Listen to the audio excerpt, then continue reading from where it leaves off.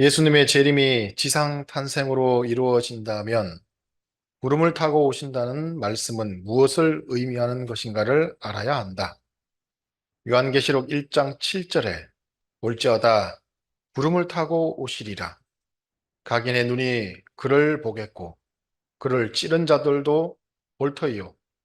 땅에 있는 모든 족속이 그를 인하여 애곡하나니 그러하리라. 아멘이라고 기록되어 있는 말씀을 보면 모든 사람들이 반드시 재림하시는 예수님을 볼 수 있게 되어 있다. 한편 육신을 쓴 예수님은 구름을 타고 오실 수 없는 것이기 때문에 여기에 구름은 분명코 무엇인가를 비유하고 있음에 틀림이 없다. 그렇다면 구름은 과연 무엇을 비유했을 것인가? 구름은 지상에서 더러운 물이 증발되어 올라간 것을 말한다. 그런데 요한계시록 17장 15절을 보면 물은 타락한 인간을 상징하고 있다. 그렇다면 구름은 타락한 인간이 중생하여 그 마음이 항상 땅에 있지 않고 하늘에 있는 독실한 성도들을 의미하는 것임을 알 수 있다. 구름을 이와 같이 비로소 해석하고 보면 예수님은 초림 시에도 하늘에서 구름을 타고 오셨던 분이라고 볼 수 있다. 왜냐하면 고린도전서 15장 47절에 첫 아담은 땅에서 났으니 흙에 속한 자이거니와 둘째 사람은 하늘에서 나셨느니라고 말씀하셨고, 또 요한복음 13장 13절에 하늘에서 내려온 자 곧 인자 외에는 하늘에 올라간 자가 없느니라고 한 말씀대로 예수님은 사실 지상에서 탄생하셨어도 그 뜻이나 가치로 보아서는 분명히 하늘에서 내려오신 분이기 때문이다. 다니엘 7장 13절에 초림 때에도 예수님은 구름을 타고 오실 것으로 보여주셨던 이유는 여기에 있다. 오늘은 식구님들과 함께 구름 타고 오시는 주님이라는 말씀의 제목으로 함께 하고자 합니다. 오늘 훈독 말씀은 재림론의 한 부분으로 왜 구름을 타고 재림하신다고 말씀하셨는가에 대한 그런 부분입니다. 특별히 요한계시록 1장 7절에 예수님께서 재림하실 때 구름을 타고 재림할 것이라고 하는 그 내용이 가지고 있는 의미가 무엇인가 하는 것을 구체적으로 원리 강론에서 말씀하고 계시며, 그렇게 되면 현재 사람뿐만 아니라 과거의 사람까지도 구름 타고 오시는 주님을 인지할 수밖에 없기 때문에 주님이 고난 가운데 들어갈 수 없다라고 하는 그런 말씀을 하십니다. 그러나 현실적으로 육신을 쓰고 재림하셔야 하는 분이 구름을 타고 오실 수는 없기 때문에 이에 대한 말씀은 필시 구름이라고 하는 것이 어떤 것을 비유한 것이라고 하는 말씀으로 말씀하고 계시며, 그 비유의 대상은 바로 주님을 고대하는 독실한 성도들을 나타내고 그 성도들 가운데 주님이 함께 하실 것이다 라는 말씀의 그런 내용을 가지고 있습니다. 따라서 여기 있는 말씀의 대전제는 주님은 육신을 쓰고 재림하시기 때문에 모든 사람들이 다 알고 그다음에 모실 수 있는 그런 내용으로 오시는 것이 아니라 도둑같이 임할 것이며, 그러다 보니까 고난 가운데 처하게 될 것이라고 하는 내용이 이 재림론의 말씀의 대전제입니다. 그리고 지금까지 우리는 이러한 것이 당연한 것으로 받아들여졌습니다. 지금까지 예수님도 참부모님께서도 그러한 고난의 섭리 노정을 가셨기 때문에 그렇게 원리 강론에서 나온 것, 그 고난의 노정이라고 하는 것은 우리 신앙 가운데 대전제로서 대원칙처럼 받아들이지 않았나 생각합니다. 그러나 지난주에 말씀드린 것처럼 결국 섭리의 때를 맞이하여서 주님을 영광의 주님으로 모실 것이냐 고난의 주님으로 모실 것이냐 하는 것은 결국 그 섭리를 담당한 중심 인물의 그 사명 성취 여부에 따라서 달라질 수 있다라고 하는 것을 지난주에 말씀드렸습니다. 그렇다고 한다면 오늘 말씀의 제목처럼 주님이 세상 사람들에게 어떻게 강림하시게 될 것인가에 대한 것도 그 섭리를 감당하고 있는 중심 인물의 사명의 성취 여부에 따라서 저는 달라질 수 있다고 생각합니다. 당연히 고난 가운데 오셔야만 하는 주님은 아니라고 저는 생각합니다. 즉 오늘 말씀처럼 구름 타고 오시는 것처럼 세상 사람들에게 영광의 주로 나타날 것인지 고난의 주로 나타날 것인지 하는 그 내용은 우리가 어떻게 하느냐에 따라서 달라질 수 있다고 하는 부분을 다시 한번 우리가 인지하면 좋겠다 생각합니다. 그럼 원래부터 하나님이 메시아를 이 땅에 강림하게 하실 때 고난의 노정만을 가시도록 예정되었던가 하는 것을 한번 살펴볼 필요가 있습니다. 실제로 고난의 노정만을 가지 않은가? 여러분들 1996년도 한번 생각해 주시면 좋겠습니다. 1996년도에 참 부모님께서 단행본으로 아주 얇은 책 하나를 출간해 주시고 그 책을 자기 나이 숫자만큼 읽어라 라고 했던 책이 하나 있었습니다. 기억하시는지 모르겠는데 그 책의 이름이 구원섭리사의 원리관이라는 책입니다. 그 책의 내용을 보게 되면 예수님이 이 땅에 강림하실 수 있도록 하기 위한 하나님의 2000년의 섭리적인 내용을 설명하고 계시고요. 특별히 예수님 탄생할 그 당시에 유대민족 가운데서 어떠한 과정을 통해서 이 땅에 예수님이 강림하시게 되었는가 하는 내용들을 구체적으로 설명해 주고 계십니다. 그 내용을 보게 되면 하나님은 예수님이 강림하실 때 중심 인물을 세우셨습니다.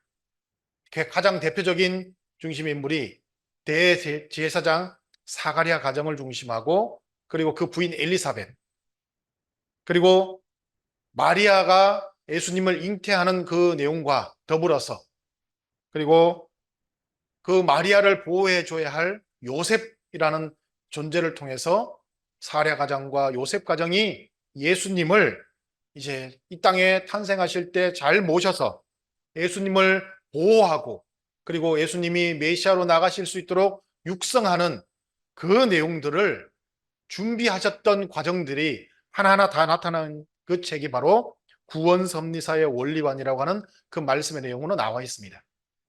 그래서 하나님은 이렇게 준비를 통해서 예수님이 하나하나 다 준비하시고 그리고 고난 가운데 계시지 않고 정말 영광의 주님으로 나타날 수 있도록 하는 그런 모든 내용들을 준비해 주셨다고 하는 하나님의 그 섭리적인 내용들을 우리에게 말씀하고 계십니다. 그러나 결과는 어떻습니까? 우리가 잘 알고 있는 것처럼 그렇게 준비되었던 중심 인물들이 책임을 다하지 못하고 결국 예수님이 태어나실 때에도 정말 좋은 환경에서 예수님이 태어나지 못하고 우리 아이들도 거기서 태어나지 않아요. 마구간에서 예수님이 태어났습니다. 시부님들, 내 아이를 마구간에서 태어난다고 하면 그 마음이 어떻겠습니까? 말이 안 되는 소리죠. 영광의 주님으로 오셔야 할 예수님이 결국 마구간에서 태어났어요. 그리고 아이가 태어나면 아이를 강보에 싸지 않습니까? 강보에 싸서 이렇게 했는데 엄마의 품에 안는 것이 아니라 말구유에다가 주님을 올려놨다는 게 말이 됩니까, 이게? 결과적으로 그렇게 됐다는 겁니다. 태어나실 때부터 고난 가운데 계실 수밖에 없었던 예수님. 영광의 주님으로 오실 수 있도록 해주셨던 그 하나님의 뜻이 이루어지지 않았다고 하는 것입니다. 참부모님의 노정을 보게 되면 원리강론 후편 제5장 메시아 재강림 준비시대 이 내용을 보게 되면 하나님께서 이제 참부모님을 재림주님으로 보내시고 참부모님께서 복귀 섭리를 완성하실 수 있도록 하기 위해서 하나님은 그 2000년 동안 그 환경권을 만들어 가셨던 내용들을 그렇게 설명하고 계십니다. 그리고 마지막 그 대표적으로 참부모님이 복귀 섭리를 온전히 이루어 나가실 수 있도록 하시기 위해서 어떻게 하셨느냐? 2차 세계대전을 통해서 하나님을 중심으로 한 미국이란 나라가 세계의 중심 국가로 우뚝 설 수 있도록 하는 그 세계 질서를 새롭게 편성하는 역할을 해 주셨습니다. 그리고 미국을 중심하고 새롭게 유엔이라고 하는 그 내용을 만들어서 재림 주님이 강림하시면 국제연합이죠. 그러니까 나라를 합한 유엔이라고 하는 것을 통해서 그 안에서 참 부모님이 메시아로서의 사명을 다해서 새로운 복귀 섭리의 그 완성적인 내용들을 만들어 가실 수 있도록 하는 환경권을 하나님이 만들어 주신 겁니다. 그렇게 해서 사실 2차 세계전이 끝나고 나서 미국이 당시에 세계 유일의 핵보유국으로서 막강한 군사력과 그리고 엄청난 그 경제력을 가지고 또 정치적인 힘을 가지고 기독교를 중심한 세계의 그 중심 국가로서의 역할을 다하고 또 재림 주님을 맞아서 복귀 섭리를 완성할 수 있는 그런 환경권을 다 이루고 할 수 있다고 한다면 얼마나 좋았겠습니까?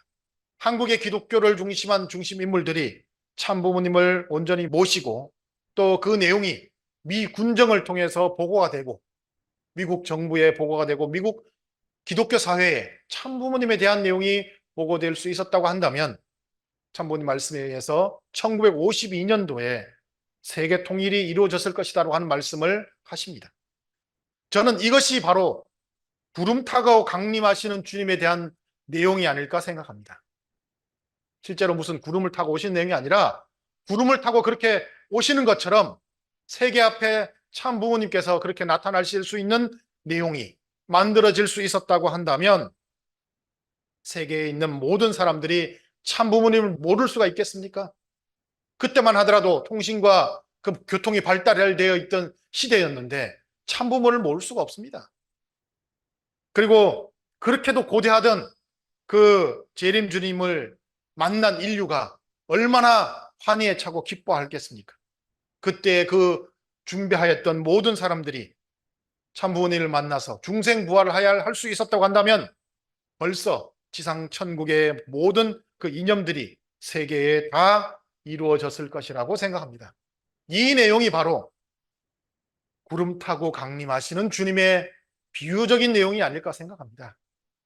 그러나 중심인물들의 책임을 다하지 못함으로 인하여 결국은 고난에 처한 주님에 대한 것만 성립되었고 우리는 그 결과적인 내용을 보아서 고난 가운데 가시는 주님이라고 하는 내용이 하나님의 당연한 삶이라고 우리는 생각할 수밖에 없는 지금의 모습이 아닐까 생각합니다. 그리고 우리는 또 그렇게 되는 것이 당연한 것이라고 또 원리 말씀에서 배워왔다고 생각합니다.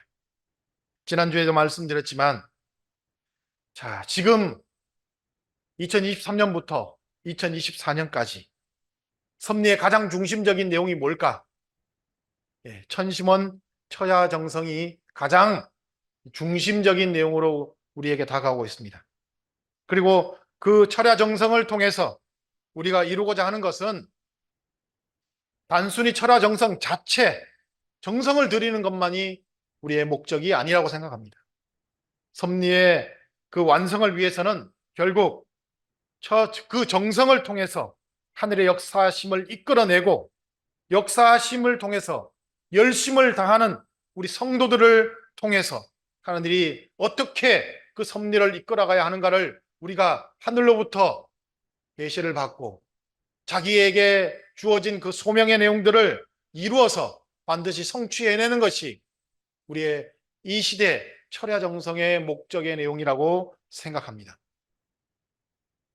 정성만 들이면 모든 것이 그냥 다 이루어진다 라고 하는 그 생각을 가지고 계시는 우리 식구님이 계신다고 한다면 정성만 다르면 그냥 무조건 다 자동적으로 이루어진다. 오히려 그런 식구님은 오히려 감나무 밑에 가셔서 입을 벌리고 내 입에 감 떨어지는 것을 기다리는 게 더 빠를 것 같습니다. 네. 이게 무슨 말이냐? 우리가 정성을 통해서 이루어야 되는 것은 가만히 있어도 당연하게 이루어지는 그런 내용이 아니고요. 하늘이 그 섭리를 어떻게 이루어 주실 것인가 하는 방법을 우리가 정성을 통해서 받아야 하는 겁니다. 그 방법적인 내용을 받아야 하는 거예요. 받아서 그것을 내가 소명을 받았기 때문에 이루어낼 수 있는 우리의 모습이 돼야 하는 것. 그것이 하나님이 바라시는 것이지 거저 주시는 하나님이 아니시라는 것을 우리가 다시 한번 깨달아야겠습니다. 그래서 지금 이 시대에도 우리가 정성을 통해서 이루어야 할 것은 참부모님께서 어떻게 하면 이 시대에 참부모님을 구름 타고 강림하실 수 있는 분이 될 수 있도록 할까 하는 내용을 정성을 통해서 하늘부터 우리가 그러한 내용들을 계시를 받고 그 받은 계시를 우리의 모든 역량을 총동원하여서 성취하여야만 이 땅에 참부모님을 영광되게 드러낼 수 있는 것이지, 그렇지 않는다고 한다면 정성만 들이고 당연히 그냥 자동적으로 될 것이지 라고 하는 생각을 갖는다고 한다면 과거 2000년 전 예수님의 제자들이 예수님을 통해서 발했던 내용과 무엇이 다르겠습니까? 그 결과 어떻게 됐습니까? 예수님은 고난 가운데 가실 수밖에 없는 예수님이 되셨다는 것을 우리가 잊어서는 절대 안 될 것이라고 생각합니다. 자, 그래서 이 시대에도 예수님처럼 그 고난 가운데 가시는 주님이 되지 않도록 해야 됩니다. 만약에 그렇게 된다면 예수님이 영계에 가시고 뜻을 이루는데 얼마나 오래 걸렸습니까? 수많은 세월이 흐른 뒤에 하늘의 뜻을 성취하였던 것처럼 참부모님이 이 땅에 계실 때 영광의 주님으로 세상 사람들 앞에 구름 타고 오시는 분으로 그렇게 보여드리는 우리의 모습이 되지 않는다고 한다면 또다시 오랜 세월을 거쳐서 주님을 맞이하지 않으면 안 되는 안타까운 내용이 있을 것이라고 생각합니다. 식구 여러분, 오늘 어떻게 하면 참 부모님을 구름 타고 오시는 주님으로 모셔드릴 수 있을까라고 하는 내용을 가지고 우리 한번 생각해보는 시간을 가지고 있습니다. 그렇게 구름 타고 오시는 주님으로 만들어드리기 위해서는 우리가 더 이상 추종자적인 입장의 그런 신앙의 태도를 가져서는 안 된다고 생각합니다. 추종자의 모습을 가지고 있으면 하늘이 우리에게 방법을 알려주시지 않을 것이라고 생각합니다. 신앙을 따라가는 추종자의 모습이 아니라 참 부모님을 모신다고 하는 것은 대신 우리가 고생해서 그 가시는 길을 곧게 만들어 드리고 그 가시는 길에 꽃잎을 뿌려서 참 부모님은 꽃길만을 걸으실 수 있도록 우리가 해드리는 것이 우리가 이 시대에 가야 할 신앙인의 모습이 아닐까 생각합니다.